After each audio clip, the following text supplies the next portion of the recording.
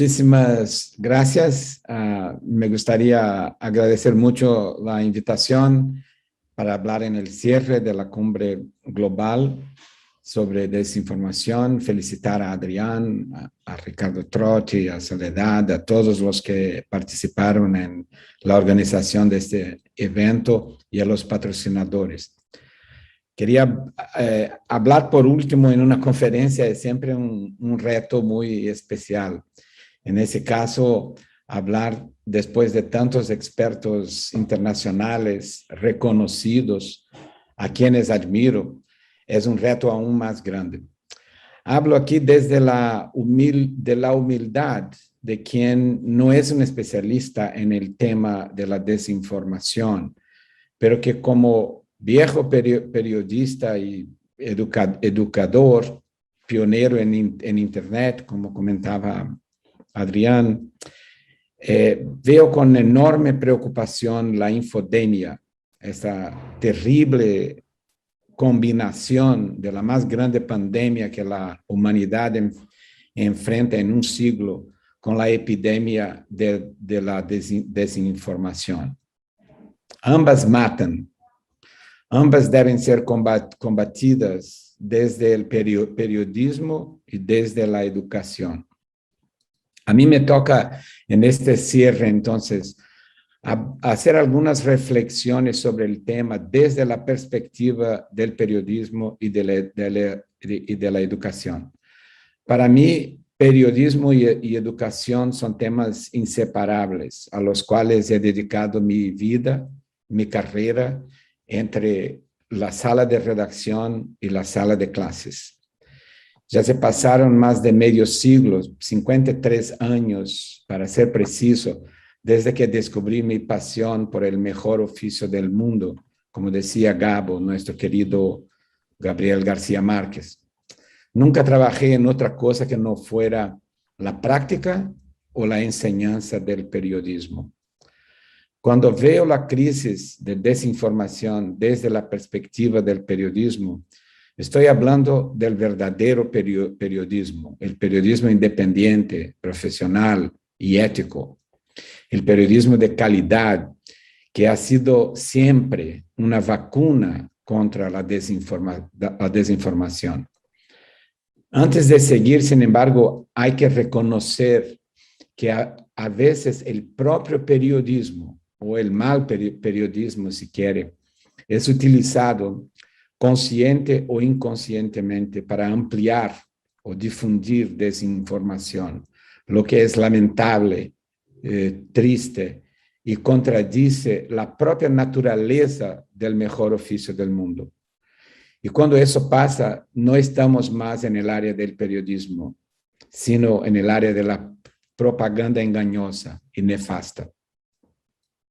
Desde sus orígenes, con los primeros periódicos en Europa en el siglo XVII, el periodismo ha sido un antídoto contra el veneno de la desinformación. Por lo tanto, la desinformación no es un problema nuevo. Trata-se de una vieja plaga que a lo largo de siglos gana fuerza de tiempos en tiempos. Algunas veces debido a desarrollos tecnológicos, como la invención de la imprenta por Gutenberg o el surgimiento de la radio y del cine hace unos 100 años. Décadas de intensa desinformación siguieron a la maravillosa invención de Gutenberg, con la proliferación de panfletos calumniosos y mentirosos. Hay muchas historias sobre los panfletos de Venecia, que de repente la magia del momento como la Internet hoy era la cosa impresa y que hacía la desesperación de los príncipes. Así que si por un lado la imprenta permitía la democratización del acceso al conocimiento, hasta entonces restricto a los nobles y a la iglesia, por otro lado, los desinformadores fueron rápidos en utilizar la nueva tecnología. la radio y el cine eran la Internet de los años 30 del siglo pasado, cuando la propaganda nazista y fascista se benefició del uso de aquellas tecnologías para la desinformación sistemática y descarada. Podemos aprender mucho de la historia de otras olas de información, pero yo creo que la crisis que vivimos hoy es especialmente grave y tiene características singulares por las dimensiones que la revolución digital alcanza en la enorme transformación del mundo. En que pese a algunas similitudes en ciertos aspectos, por lo tanto, creo que estamos en mares nunca antes navegados en muchos otros aspectos. Somos la generación de la transición del sistema mediático industrial a uno nuevo, post-industrial, que todavía está siendo creado por los efectos de la revolución digital.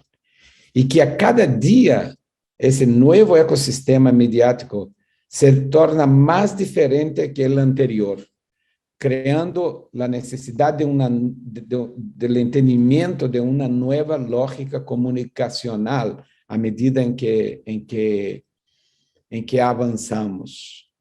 Como decía Machado, caminante hace el camino al andar. Estamos en eso. Quizás por eso hay una tendencia de considerar, por ese impacto de la revolución digital, hay una tendencia de considerar esta crisis una cuestión esencialmente tecnológica, que sería resuelta simplemente con algún tipo de regulación o control de las plataformas o de la información. Hay procesos en curso, tanto del lado de los controles que las mismas plataformas están desarrollando, pero también hay por parte de las agencias reguladoras. Y como Ricardo Trotti hablaba en el principio, este es un pantano, es un terreno peligroso, porque a veces la medicina es peor que la enfermedad. Cuando uno entra en regulación de la información, de la distribución de información, en ambos casos, al nivel de lo que están haciendo las plataformas y que están legítimamente presionadas a hacer, y el lado de los reguladores que también están buscando hacer, en ambos casos, eso implica arriesgadas iniciativas sobre las cuales debemos poner nuestros ojos. Pero no se trata solamente de una cuestión tecnológica. Es muy simplista decir que la culpa tienen las plataformas. O sea, es una cuestión de cambiar los algoritmos o poner más inteligencia artificial. No, aquí hay una conjugación. No es solamente una crisis de desinformación, es también una crisis política generada por movimientos antidemocráticos, tanto de izquierda como de derecha, que se utilizan de las nuevas facilidades tecnológicas para difundir desinformación, para usar la desinformación como arma.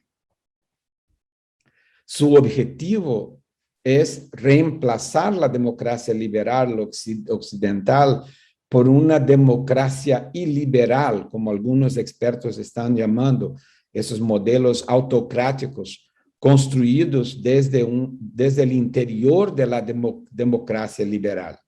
O sea, hemos visto líderes que usan las libertades de la democracia para ir en el sentido de la destrucción de la democracia.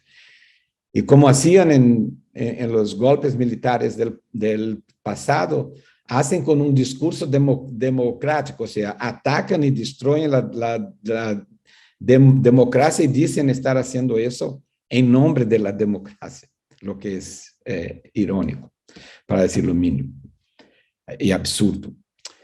Creer que el problema de la desinformación es simplemente tecnológico y lanzar toda la culpa en las plataformas embota nuestra visión de esa otra cara de la crisis, que es el avance del autoritarismo en movimientos que, si bien ganaron fuerza con Internet, esos movimientos vienen de antes del impacto de la web. A veces yo he dicho, a veces digo que es interesante cómo los malos aprendieron a usar las tecnologías más rápidos que los buenos, ¿no?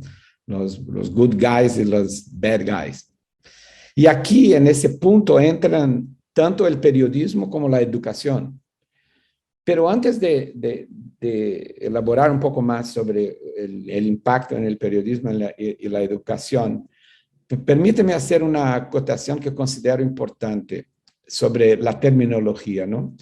En inglés tenemos dos palabras distintas para desinformación: misinformation y disinformation. La diferencia es justamente en la intencionalidad. Misinformation es la información equivocada que uno pasa adelante sin darse cuenta de la falsedad que se está diseminando. Disinformation, por otro lado, se refiere a la información falsa que se disemina con la intención de engañar y que es muy conocida hace muchos siglos en el arsenal de guerra, lo que se suele decir de guerra psicológica, etc.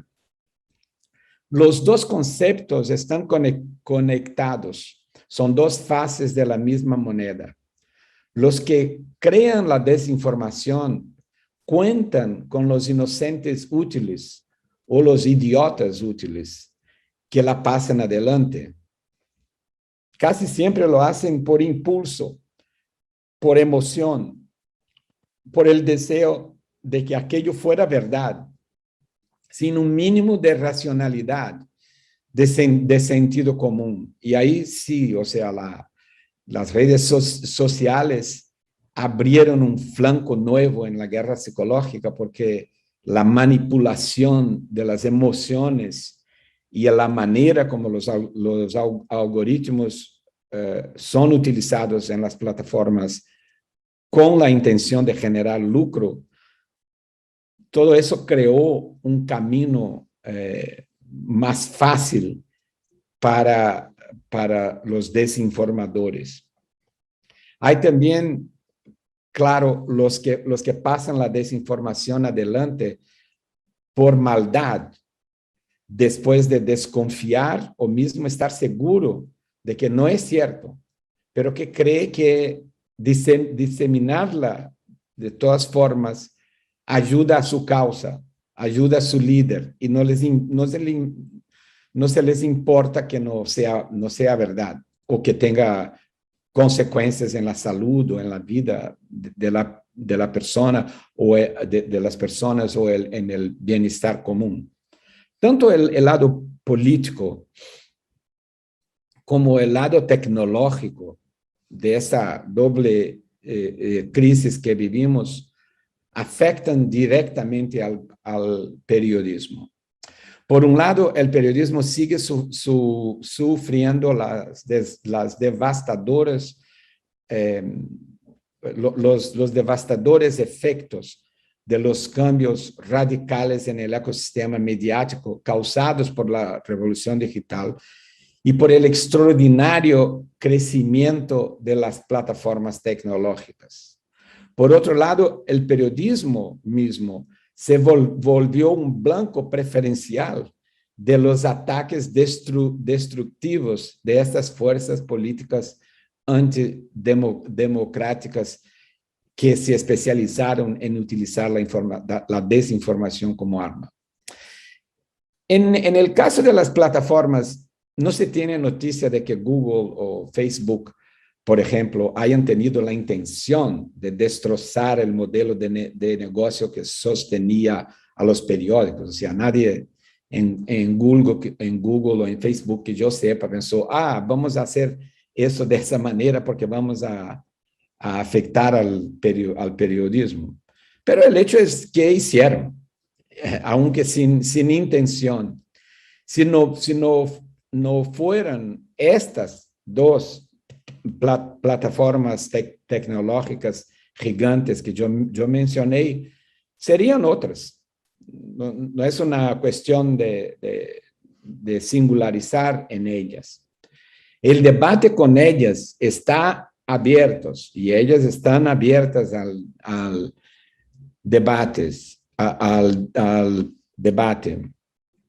Y hay que notar que Google y Facebook tienen programas millonarios de apoyo al periodismo. Debo añadir en forma de disclaimer que tanto esta conferencia como programas del Centro Knight, como de la CIP, son beneficiarios de contribuciones, por ejemplo, de Google News Initiative, que hace mucho y ha sido una inspiración en muchos de nuestros programas en el Centro Knight.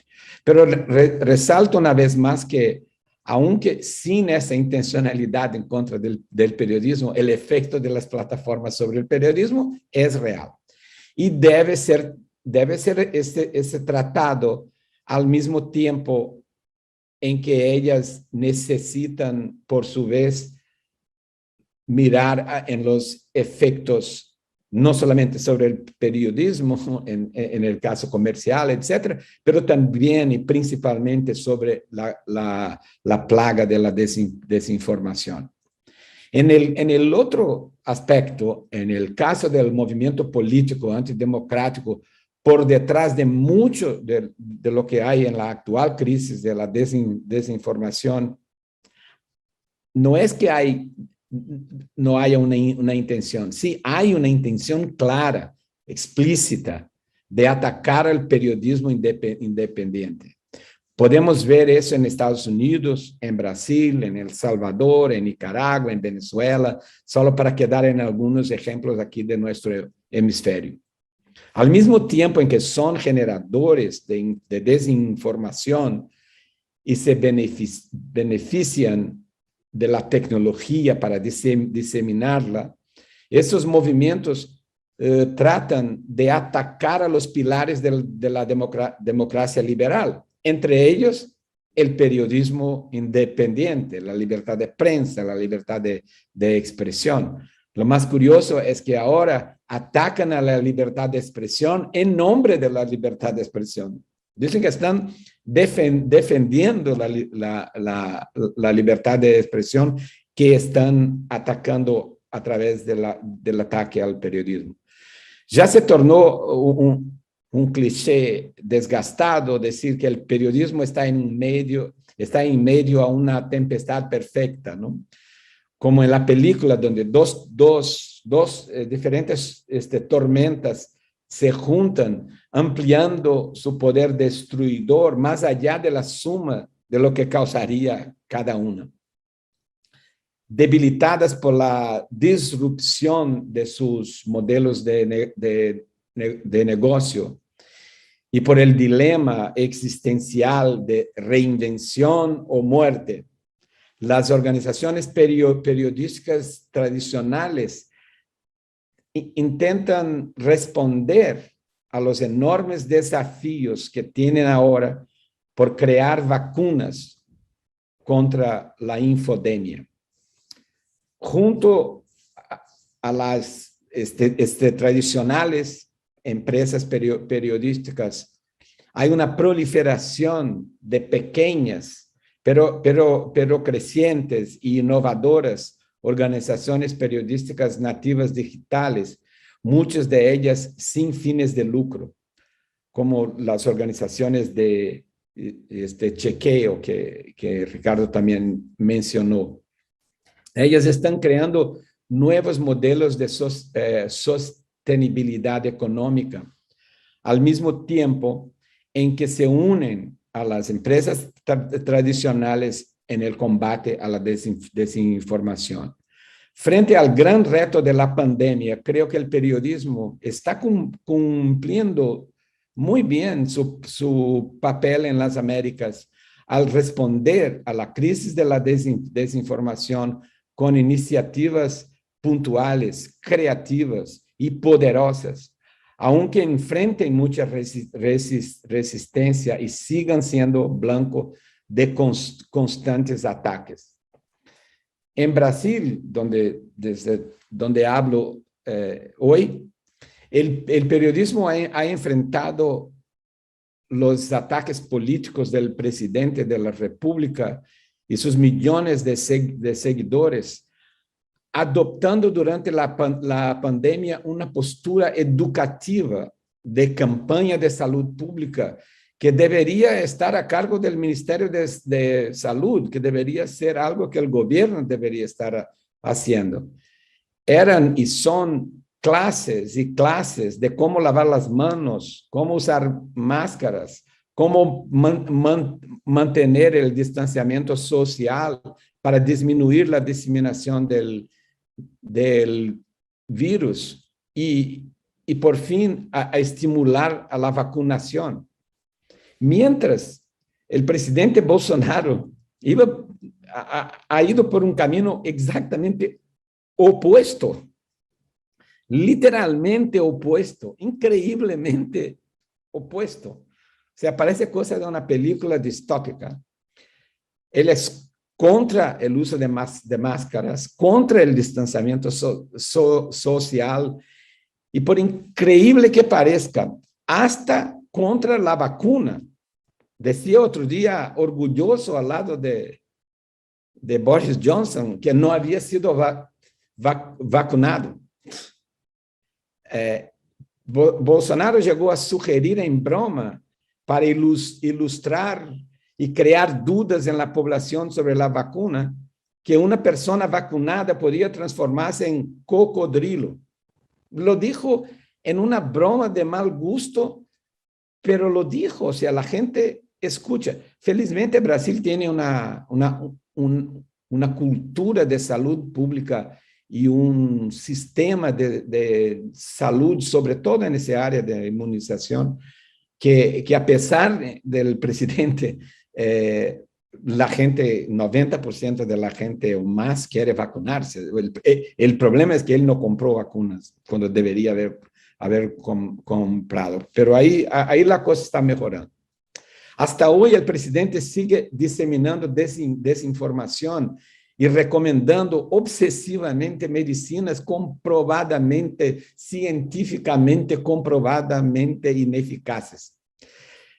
Cuando la prensa vio cambios en los sistemas estadísticos del Ministerio de Salud, que obviamente parecían tener el objetivo de manipular los números, las empresas periodísticas, las grandes empresas, formaron un consorcio para anular la desinformación oficial a través de su propia colecta directa de datos primarios en todos los estados de este país continental. Hasta hace más de un año que las estadísticas del consorcio de prensa son las citadas en los medios, más confiables que las del Ministerio de Salud, donde el presidente sigue interfiriendo directamente con su negacionismo y su sentimiento anti-ciencia. En materia de estrategias de desinformación, Bolsonaro ha seguido religiosamente las tácticas y estrategias de Trump y de la extrema derecha que está por detrás de Trump en los Estados Unidos. Hay una conexión directa, visible, obvia, entre los desinformadores de Estados Unidos y los de Brasil, entre los movimientos antidemocráticos de uno y del otro país. En Estados Unidos, La prensa reaccionó con coraje a los ataques frontales y sin precedentes históricos que recibía a diario de este Trump, que como se acordarán, llamaba a los periodistas de enemigos del pueblo e incitaba a las multitudes en sus mítines políticos contra los reporteros que estaban en medio de sus apoyadores fanáticos, poniéndolos bajo peligro claramente. Marty Baron, el editor del Washington Post durante todo el tiempo de Trump en la Casa Blanca, dijo una frase que quedó famosa y que marcará estos tiempos. Cuando les pedían una reacción más fuerte a los ataques de Trump a la prensa, él dijo, "We are not at war, we are at work." No estamos en guerra, estamos en el trabajo. Y Marty lideró, de hecho, un excelente trabajo en el Post, incluyendo impresionantes investigaciones sobre Trump y sus empresas. Y algo que me pareció extraordinario, una especie de mentirómetro, un contador de las mentiras o de las declaraciones engañosas y tergiversadas que el presidente decía diariamente durante el tiempo en que estuvo en la presidencia. En esos 4 años, los chequeadores del Post contaron 30.573 falsedades o declaraciones tergiversadas para engañar a la gente que fueron dichas por Trump. Yo a veces me quedo pensando, ¿qué pensarán de nosotros, de las generaciones futuras, cuando estudien nuestro tiempo y vean que las más de 30.000 mentiras se banalizaron a tal punto que Trump siguió y sigue siendo popular, contando con docenas de millones de electores?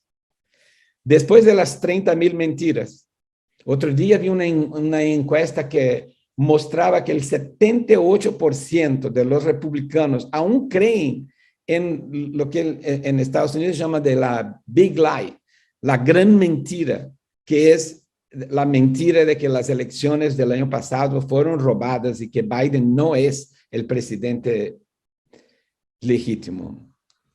Yo creo que Marty tiene razón en decir que el periodismo no necesita estar en guerra, sino en hacer su trabajo.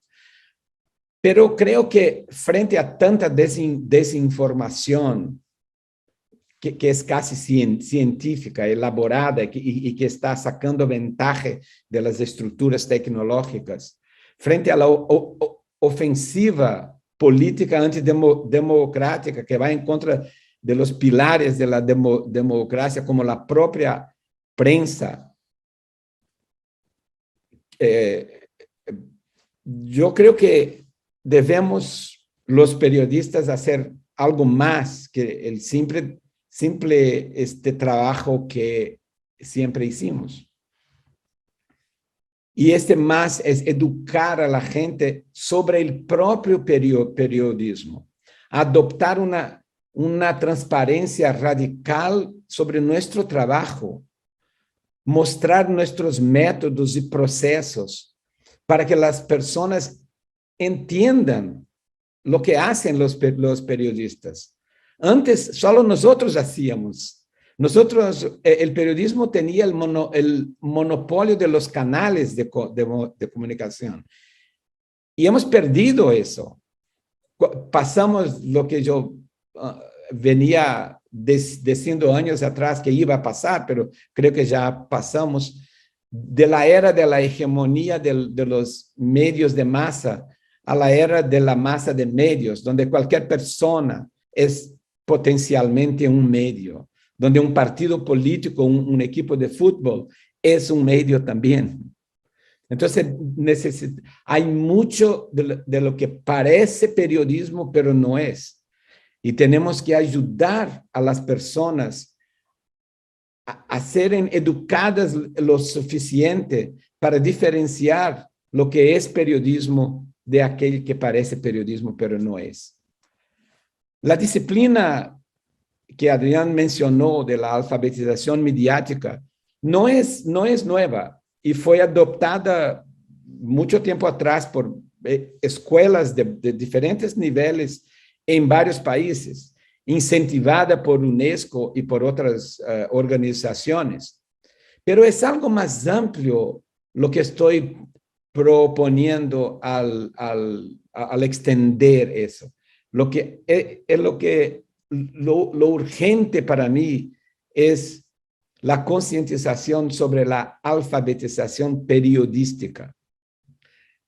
No solamente una disciplina, una asignatura para las escuelas, los colegios, pero también para las universidades. Además, hay una necesidad de un compromiso permanente de los medios en ser instrumentos de alfabetización periodísticas con sus comunidades de lectores, oyentes, telespectadores, usuarios, pero también con los no lectores, no oyentes. O sea, hay que como pregar el evangelio de la alfabetización periodística. Hace unos 3 o 4 años yo vi en el rostro de A.G. Sulzberger, el publisher, el presidente de la compañía New York Times, el espanto que tenía en su rostro cuando nos contó que habían descubierto ciertos lectores del New York Times que no sabían el significado del dateline, o sea, de la procedencia, de la ciudad que aparece en el primer párrafo de una historia periodística. O sea, había gente que no entendía que si el dateline era Kabul, es porque aquel periodista estaba en medio de una guerra en Afganistán, o sea, no estaba en su oficina en Nueva York. El espanto que le causó a Sulzberger me causó un horror también de pensar que nosotros venimos mal acostumbrados de una era en que teníamos garantizado que la gente sabía lo que hacíamos, porque ellas tenían que venir a nosotros. Ahora ellas dicen, supe eso en WhatsApp. No, no es en WhatsApp. Yo digo, es como si antes de Internet dijera, no, eso es verdad porque yo vi eso en papel. O sea, tiene que ver qué es lo que está por detrás, quién usó el papel. Un verdadero esfuerzo de alfabetización periodística puede incluir campañas publicitarias y de relaciones públicas, colaboración con escuelas y universidades, pero también debe incluir la educación, la capacitación de los periodistas, de las salas de redacción. Cada periodista tiene que saber su rol en esa alfabetización periodística para que su trabajo tenga más transparencia. Nosotros somos campeones en demandar transparencia de los otros, pero el periodismo tiene que adoptar un estilo de trabajo más explicativo y transparente. El periodismo se basa en la disciplina de la verificación. Ese es uno de los elementos esenciales descritos por Bill Kovacs y Tom Rosenstiel en ese libro que está en español, en portugués, en todas partes, que es buenísimo para mí, que es los elementos del periodismo. La disciplina de la verificación. Y es muy interesante que ese libro nace de un movimiento de los periodistas preocupados en los años 90, que Bill Kovacs, cuando estaba en la Nieman en Harvard, inició, antes del impacto fuerte de Internet, cuando estaba empezando. Y eran 9 elementos. Y en los últimos años, en 2014, hicieron una revisión del libro y añadieron un 10º elemento, que tiene que ver justamente con la gente que no es periodista y la necesidad de que la gente que no es periodista sepa de periodismo. Porque de alguna manera se podría decir, exagerando un poco, que el periodismo no es más un monopolio de los periodistas. El periodismo, cualquier persona se ve a veces en una posición de cometer actos de periodismo. Eso no la transforma en periodista, pero si va a cometer actos de periodismo, tiene que tener noción del periodismo. Tiene que saber que uno de los principios es la verificación, la disciplina de la verificación, los métodos, los principios éticos y deontológicos. La desinformación, por otro lado, se basa en la maliciosa creación de mentiras diseminadas como si fuesen verdades, con la intención de que la gente las tome como verdades, lo que genera beneficios generalmente económicos o políticos para los desinformadores. Ahora, más que nunca, es necesario que la gente sepa esa diferencia. Es responsabilidad de los medios y sus periodistas trabajar en proyectos educativos relacionados a la alfabetización periodística. De la misma manera, creo que es responsabilidad de profesores de periodismo, escuelas de periodismo y de comunicación, departamentos de periodismo, crear proyectos e iniciativas en la misma dirección. La educación en periodismo no debe limitarse en las universidades, a las escuelas, a los departamentos de periodismo y comunicación. Estas deberían tratar de lanzar proyectos internos, ocupar espacio y hacer un esfuerzo para no permitir que nadie se gradúe, nadie salga con un diploma de una universidad, en cualquier especialidad que sea, medicina, ingeniería, lo que sea, sin que haya sido expuesto a clases de periodismo o de alfabetización periodística o de alfabetización mediática. Desde el Centro Knight hemos, como dijo Adrián, hemos trabajado en muchos programas de capacitación para periodistas, abiertos también a gente que no es periodismo, pero que se interesa en periodismo. Les invito a explorar nuestro sitio journalismcourses.org, donde además de los cursos por ciertos periodos de tiempo que tenemos también cursos autodirigidos, porque hoy hacemos los cursos online de 4 a 5 semanas y después usamos ese material para hacer cursos autodirigidos, que son cursos que ustedes pueden entrar y hacer en la hora que quieran, etc. La mayoría de los cursos son en español, inglés y portugués, pero ahora hay en una variedad de lenguas porque nuestros apoyadores, agencias de Naciones Unidas como UNESCO, la Organización Mundial de Salud y el PNUD, quisieron expandir a otras lenguas para llegar a otras partes. Y no voy a perder la oportunidad de que Adrián levantó esa pelota que ahora voy a chutar a gol, que es hablar del International Symposium on Online Journalism, isoj.org, que es una conferencia global de periodismo digital que organizo desde 1999. Así que ese site que yo digo, isoj.org, tiene todos los videos de los últimos 22 años de ISOJ, o sea que es un material, es un archivo impresionante de la evolución del periodismo digital en Estados Unidos y en el mundo. Y junto con el ISOJ hacemos el Coloquio Iberoamericano de Periodismo Digital, que es al día siguiente y es en español y portugués. Desde el año pasado empezamos a hacer desde este año empezamos a hacer en portugués también. Bueno, ojalá estas reflexiones iniciales aquí, que yo me tomé mucho tiempo, pero pero ojalá despierte alguna pregunta si tenemos también un espacio para eso. Sí, claro.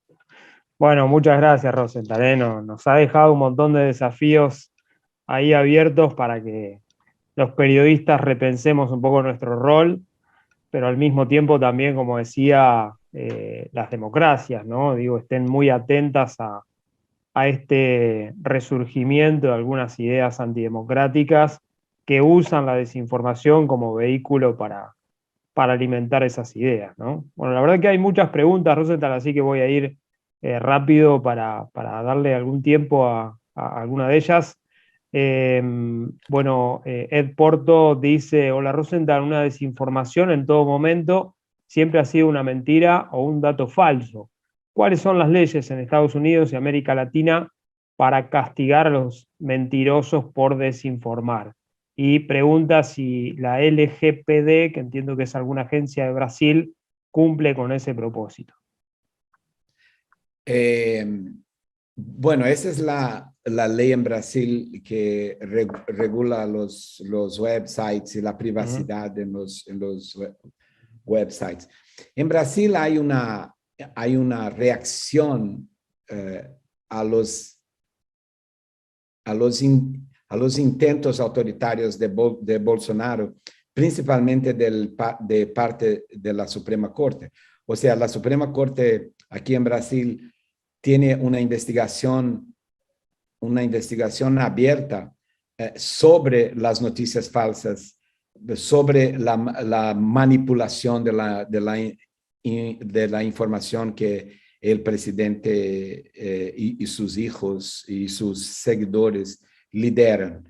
Así que hay aquí una reacción muy fuerte a los intentos de él. Y sí, hay punición, hay formas legales, pero como estamos en un territorio nuevo, las leyes a veces no se aplican muy directamente, pero tenemos a blogueros en prisión ahora por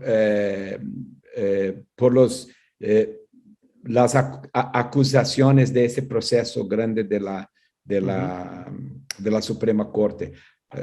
Pero todo es nuevo y vuelvo a la alerta de Ricardo Trotti sobre el peligro cuando estás hablando de libertad de expresión. Y lo que yo dije que es una paradoja que en verdad los mayores violadores de la libertad de expresión están usando la libertad de expresión para atacar fundamentos de la democracia. Hay varias preguntas. Otra dice, ¿cómo podemos reconstruir la credibilidad en los medios y en la información pública después de estar viviendo esta suma de tormentas, ¿no? Como lo Sí, definió esa usted. es una cuestión, una buena pregunta, una cuestión fundamental, la credibilidad, ¿no? O sea, ese es el patrimonio mayor de cualquier operación periodística. Y en Estados Unidos, por ejemplo, hay un declinio de la credibilidad de los medios que antecede a Internet. No es algo que Internet causó, que las dos tormentas actuales están causando. Eso vienen cocinando a mucho tiempo y yo creo que esa alfabetización periodística que yo defiendo es parte del esfuerzo que los medios tienen que hacer, además de su trabajo normal, para aumentar o potenciar la credibilidad y la confianza de la audiencia. Me salteo algunas preguntas, pero para seguir en el foco, porque hay otra pregunta de Margot que dice, la tendencia a redacciones integradas y a jornadas parciales con precarización afecta a la profesión del periodismo en nuestros países. ¿Cómo salvaguardar la calidad del ejercicio periodístico en este contexto, ¿no? Sí, yo creo, tiene toda la razón, Margot. Yo creo que la pandemia agudizó aún más ese problema. O sea, es muy importante en estos tiempos que las empresas periodísticas, en que pese todas sus dificultades económicas y ese momento de transición, que pongan atención a la calidad de vida de los periodistas y que los periodistas encontremos un equilibrio entre lo que hacemos y la necesidad de cuidar de nuestra salud mental, porque nosotros, yo no conozco a nadie que se tornó periodista por el sueldo, por los horarios. O sea, el periodismo viene de una cosa de misión. Y cuando uno está haciendo, como yo hice toda mi vida, algo que yo amo, que yo creo que va a tener impacto transformador, uno no tiene límites y va haciendo todo el tiempo. Entonces, ese punto es súper importante.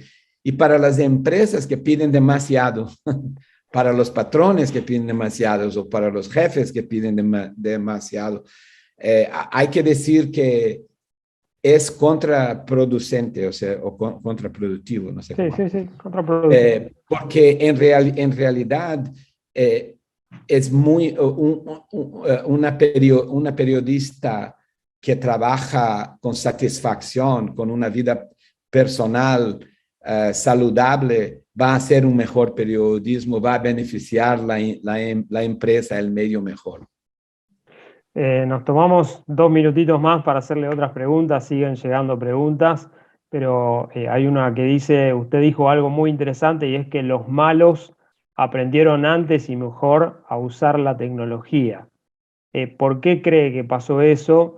Y en todo caso también agrega cuál es el grado de avance de la alfabetización digital en los sistemas educativos, ¿no?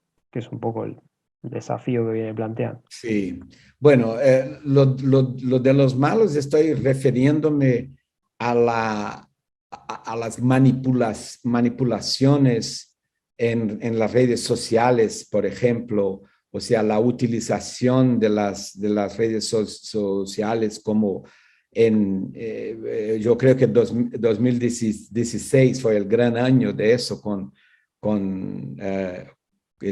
las manipulaciones en Estados Unidos con la elección de Trump, la del Brexit en Inglaterra y en Gran Bretaña y en Colombia también con el plebiscito. O sea, en todos estos casos, yo no estoy aquí especulando que hubo, o sea, en el caso de Colombia, por ejemplo, nunca me voy a olvidar de la entrevista que uno de los gerentes de la campaña del no contra el plan de paz, explicando al reportero cómo hacía para manipular las emociones de las diferentes regiones de Colombia para hacer los posts en Facebook de acuerdo con los miedos de cada uno. ¿No? O en Estados Unidos, lo que los rusos hicieron, que está más que comprobado, etc. Entonces, ese sentido que yo digo que los malos aprendieron primero, ¿no? Claro. Y la parte de la universidad, o sea, nosotros tenemos que adaptarnos, o sea, como profesores, por ejemplo, no debemos temer cuando los estudiantes saben más que nosotros sobre las tecnologías. O sea, lo peor que podemos hacer ahora es no dar espacio a los estudiantes por razones de cosas viejas o tradicionales que tenemos que, por fuerza del currículo, tenemos que imponer. Es dar espacio, ¿no? Y llevar ese... eso es lo que digo, mi campus tiene 51,000 alumnos en Austin, Texas. Yo creo que todos deberían tener clases de periodismo, por lo menos alguna clase. Mi ideal sería un semestre entero, pero ya me dijeron que eso no tiene chance. Bueno, agradecerle muchísimo, Rosetta. Le vamos a dar lugar también a Ricardo, a Soledad, que son un poco los que han llevado adelante toda la conducción de este evento ya en el cierre. agradecerle muchísimo el tiempo y la predisposición. Nos deja muchos desafíos en el camino y ojalá, claro, que podamos recogerlos y compartirlos y afrontarlos juntos en lo que viene. Así que Ricardo, Soledad, creo que tenemos un cierre óptimo para 2 días de mucha actividad intensa, ¿no? Sí, así es. Vamos llegando a este momento de cierre del encuentro, que por supuesto, antes de las palabras finales, queremos agradecer a todos y todas que han participado en estas 2 jornadas. Más de 1.200 inscriptos de distintos puntos del mundo nos han acompañado en 2 días de actividades con más de 30 speakers internacionales referentes de proyectos e iniciativas que combaten la desinformación. Esta cumbre es resultado de un gran esfuerzo en equipo y de organizaciones que apoyaron este proyecto. Agradecemos a Google News Initiative, uno de nuestros sponsors, que hace posible que hoy podamos compartir con ustedes este momento. Agradecemos a la Embajada Británica en Bolivia por su compromiso en la lucha contra la desinformación, a la Embajada de Canadá en Bolivia por el apoyo, Hackers, Florida International University, a nuestros partners, Asociación de Entidades Periodísticas Argentina, ADEPA, Asociación de Prensa Uruguaya, APU, ONU Argentina, ONU Bolivia, la Deutsche Welle Academy y Simbra Media. Tengo que mencionar además a todo el equipo que hizo posible esta cumbre. Hubiese sido impensado si no estuvieran detrás Paula Balbi, Franco Perdomo, Agustina Ciapolini, Belén Zapia, Gabriela Sánchez, Tania Franco, Mariel Rosario Balduzzi, Lucila Cristal o Carolina Méndez, Adriano Olivera, Paola Palacio, Sabrina Lanza, Jesús Vargas, Joaquín Martela, Marcelo Blanco, Dayana Cárdenas Carranza, Horacio Ruiz y Marta Estrada. Muchísimas gracias a todos ellos y antes de hacer entonces las palabras finales, queremos escucharlos a ustedes también, así que vamos a compartir un espacio justamente para escuchar cuáles son sus miradas y sus reflexiones. Mientras tanto, el micrófono se lo paso a mi coequiper, gran maestro de ceremonia, colega, un placer. Gracias Soledad, fue un placer compartir contigo, con toda la gente que nos acompaña en esta cumbre. Realmente creo que tuvimos un broche de oro. Me sumo a todos los agradecimientos, esto parece casi un mundial, de tanta gente que participa de tantos equipos de fútbol diferentes, ¿no? Así que me agrada mucho haber sido parte de esto. Agradecer muchísimo a Adrián y a ti, Soledad, por habernos incorporado como Sociedad Interamericana de Prensa. Y creo que, bueno, tuvimos un broche de oro. Me voy con la satisfacción de esta cumbre de seguir reafirmando el tema de que ante los grandes problemas, como estamos ahora con el tema de la desinformación, surgen las grandes oportunidades. Y las grandes oportunidades tienen que ver con esta revalorización del periodismo, de los medios de comunicación y sobre todo la revolución de la verdad. Yo creo que hace muchísimo tiempo en la historia que no lográbamos ponernos de acuerdo y que se globalice el tema de la verdad. Creo que ese es tal vez lo más rescatable de todas estas campañas que se vienen haciendo y lo que en realidad esta cumbre de la desinformación para el próximo año deberíamos reevaluarla y plantearla como la cumbre de la verdad. Creo que todos estamos en eso. Me quedo muy satisfecho, obviamente, como siempre, con nuestro gran amigo y amigo personal Rosenthal por la sabiduría que nos viene dando cada 2x3. Lo tuvimos hace 15 días, también un sábado ocupándolo en nuestro diplomado que estamos haciendo con universidades latinoamericanas, pero me quedo con el mensaje de él, lo tomo, lo afirmo en mis convicciones también sobre la necesidad de la alfabetización o la evangelización del propio periodismo. Creo que años atrás tuvimos como periodistas y medios de comunicación la gran oportunidad cuando hubo una avalancha de temas de transparencia de los medios, de compartir las metodologías y sobre todo cómo estábamos hiriendo susceptibilidades del público, cuando se crearon aquellos famosos espacios del ombudsman, ¿no? Los defensores de lectores, que todavía existen en algunos lados, pero debido a los problemas económicos de los medios lo han tirado para abajo. Creo que estamos ante la gran oportunidad de nuevamente, así como tratamos de que las plataformas hablen de la moderación de contenidos, que los medios hablemos sobre la transparencia, sobre la metodología, sobre los procesos cómo es que hacemos periodismo, cómo se hace comunicación. Y obviamente creo que es muy acertado lo que nos enseña Rosenthal y que lamentablemente no le dan todavía la cabida en su universidad para los 51.000 alumnos de la Universidad de Texas, que tengan al menos un semestre que se hable de periodismo. Por lo menos, si fuera una materia esparcida en el tiempo, yo creo que nos hace muy bien. En realidad, periodismo es comunicación, comunicación es democracia, democracia es humanidad, y creo que ahí nos debemos todos. Mientras llegan los mensajes, los despedimos a Rosenthal, ¿te parece? Así ya queda liberado. Para ir al casamiento, obviamente. Segmento. Sí, sí. Claro, tiene que seguir con su jornada. Muchísimas gracias, Ok. Rosenthal, Muchas gracias, por ser Rosenthal. parte